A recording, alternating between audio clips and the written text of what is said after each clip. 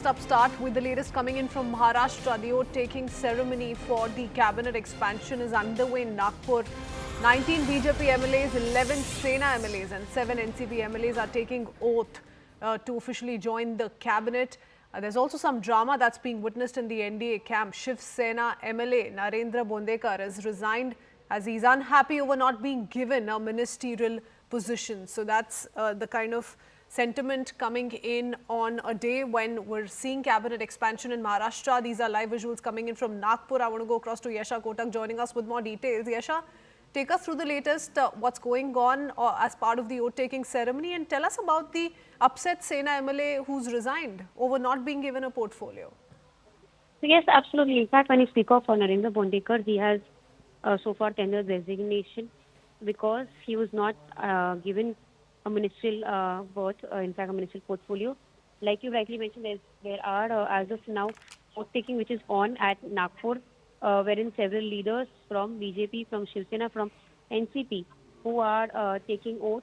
In fact, the oath-taking ceremony was expected to take place yesterday, but today, ahead of the winter session of Assembly, which is scheduled to take place, which is scheduled to begin in Nagpur now, is where the oath-taking ceremony is on. When you speak of several leaders, right from BJP MLAs to the MLAs of Shiv Sena and NCP, there are in fact 12 MLAs who have gotten call from from the Shiv Sena, around 9 from NCP and around 19 from the BJP. But so far 777 is the number that is decided. In fact, when you speak of the MLAs taking so far, of course, there have been leaders such as Nitesh Rane, Pankaja Munde, who had gotten a call for taking oaths at Nagpur as of now. This, in fact, particularly comes in just as that there was a lot of drama ahead of oath taking of the Chief Minister and the Deputy Chief Minister when it comes to the December 5th oath taking that took place. So far, when you speak of key portfolios, that is something that we'll have to wait and watch to see who gets the key portfolios. There was a lot of discussions and buzz over the Home Ministry and the Urban Development Ministry portfolio, because that was a demand that was put in place by both by the Shiv Sena. But in fact, when it comes to BJP, did not want to really part ways or give that kind of portfolio to them. So yes, and in the upcoming session that will be held is where discussion over the portfolio would also take place. Yes. Okay. Yasha, since you're tracking the story very closely and we keep up with these visuals, top dignitaries, including the Chief Minister and both the deputies on the stage as the oath-taking ceremony is underway, do we have a clarity on the portfolio allocation as yet to the different alliance partners? So of course, there's not been a clear-cut indication given by any of the top leaders about the oath-taking, about the portfolio allocation that is to take place within all of these alliance partners. Of course, the buzz is that Finance Ministry would be given to Ajit Pawar. Apart from that, irrigation is something that also could be given to him. These are the kind of allocation that is expected. But apart from that, when you speak of the Maharashtra allocation, 43 ministers are there. There are 35 departments. For NCP, the possible ministries could be finance, irrigation, power. For Shiv Sena, it could be revenue, PWD, agriculture. BJP would want to keep home and urban development with them.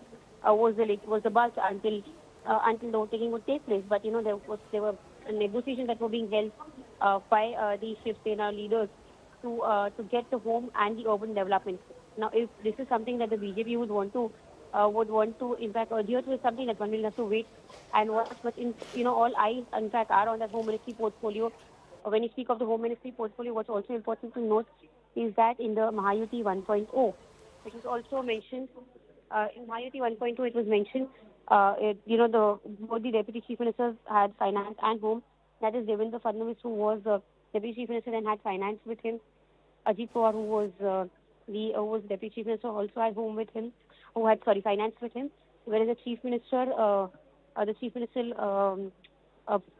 party had education and other departments with him. So yes, now considering the fact that BJP has gotten a Chief Ministerial position, what's also important to note is that there's been a similar demand that was being made by the Shiv Sena, that is the Eknath faction, wherein they had asked for Home Ministry on the ground that it should be given to them. But here clearly when it comes to the first tenure of Devendra Fadnavis. He had the Home Ministry with him then as well, being the Chief Minister.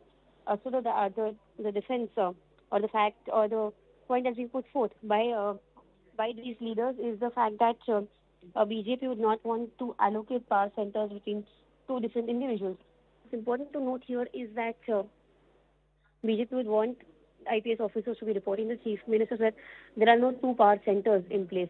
So that is the kind of argument that's been put in place. But here, clearly in Mahayuti 1.0 was where where Home Ministry was with Deputy Chief Minister, then that is Devendra Fadnavis, who's now the Chief Minister.